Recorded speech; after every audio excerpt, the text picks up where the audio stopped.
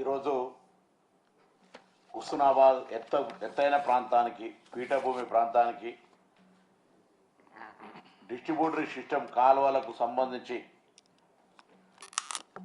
437 కోట్ల రూపాయలని బడ్జెట్ ఆమోదింపజేసినందుకు గౌరవ ముఖ్యమంత్రి గారికి, ఉప ముఖ్యమంత్రి గారికి, ఆర్థిక శాఖ మంత్రికి, అదేవిధంగా సహచర కేబినెట్ మంత్రులందరికీ, అధికారులందరికీ ధన్యవాదాలు. అక్కడి స్థానిక శాసనసభ్యుడిగా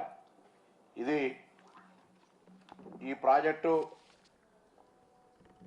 13వ తారీఖు 7/2007 నాడు ఆనాడు కీర్తిశేషులు రాజశేఖర రెడ్డి గారు శంకుస్థాపన చేశారు. 13వ తారీఖు 7వ నెల 2007.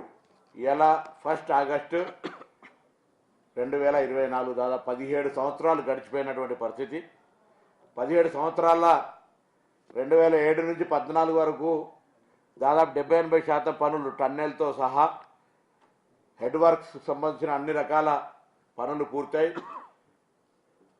Right side 44 kilometer canal, left side 14 కిలోమీటర్కి సంబంధించిన అన్ని కూడా జరిగి కాలువల ద్వారా చేయాల్సిన పరిస్థితుల్లో ఆనాడు తెలంగాణ రాష్ట్రం ఏర్పడి కేసీఆర్ గారు ముఖ్యమంత్రి అయిన తర్వాత మీ అందరికీ జ్ఞాపకం ఉండొచ్చు, కేసీఆర్ గారు మొదటిసారి ఆ ప్రాంతానికి వచ్చినప్పుడు అక్కడనే ఇన్ని రోజులు ఆంధ్రప్రదేశ్ ఉండే, ఇప్పుడు తెలంగాణ రాష్ట్రం వచ్చింది, ఎవడడ్డం వస్తారో చూస్తా, ఇక్కడనే కుర్చేసుకొని కడతా అన్న ప్రాజెక్టు ఈ గౌరవేలు ప్రాజెక్టు మీకు జ్ఞాపకం చేస్తా ఉన్నాను.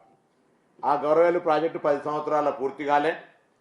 పూర్తి కాకపోతే దాని కెపాసిటీ పెంచినామని మళ్ళీ భూ నిర్వాసితుల సమస్య, సాంకేతికమైనటువంటి అనుమతులు తీసుకోలేదని ఎన్జిటి సమస్యను, అదేవిధంగా నిర్వాసితులతో సామరస్యంగా పరిష్కారం చేయాల్సినటువంటి అంశాన్ని పోలీసుల ద్వారా, శాంతి భద్రతల సమస్య ద్వారా మిలిటరీ లాగా అర్ధరాత్రి మహిళలను చూడకుండా దాడులు చేసిన సంఘటనలు మీ అందరికీ జ్ఞాపకం ఉండుంటాయి.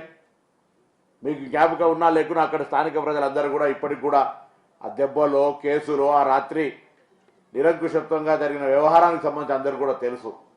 అటువంటి పరిస్థితుల్లో ఈనాడు ముఖ్యమంత్రి, ఆనాటి పిసిసి అధ్యక్షుడిగా మార్చి 2వ తారీఖు 2023 నాడు ఆ ప్రాంతం లోపల మేమందరం కూడా ప్రాజెక్టు సందర్శనకు పోయి కాంగ్రెస్ అధికారంలోకి రాగానే ఈ ప్రాజెక్టును పూర్తి చేసే బాధ్యత అని చెప్పడం జరిగింది.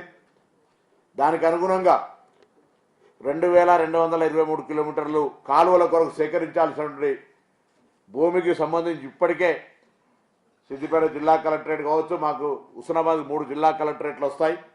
ముగ్గురుతో అనేక సందర్భాల లోపల క్షేత్రస్థాయి నుంచి సమావేశాలు నిర్వహించారు. దానికి సంబంధించిన ప్రతిపాదనలను ఇరిగేషన్ శాఖ అధికారులతోటి తెప్పించుకొని ఆర్థిక శాఖ, దాని తదుపరి ఇరిగేషన్ శాఖ గౌరవ ముఖ్యమంత్రి గారి ఆమోదాలు పొంది వల్ల క్యాబినెట్ అంతా కూడా దాన్ని ఆమోదింపజేసిందంటే ఇది ఒక చారిత్రాత్మక నిర్ణయం. ఎందుకంటే మీ అందరికీ గతంలో హుస్నాబాద్ ఇది ఒక ఎత్తైన ప్రాంతంగా, పీఠభూమిగా 2003లో రాజశేఖర రెడ్డి గారు పాదయాత్ర చేసినప్పుడు ఈ ప్రాంత రైతుల గుండె లబ్డబ్ అని కొట్టుకోదు, వరద కాలువ అని కొట్టుకుంటుందని చెప్పినటువంటి మాట జ్ఞాపకం చేస్తా ఉన్నా.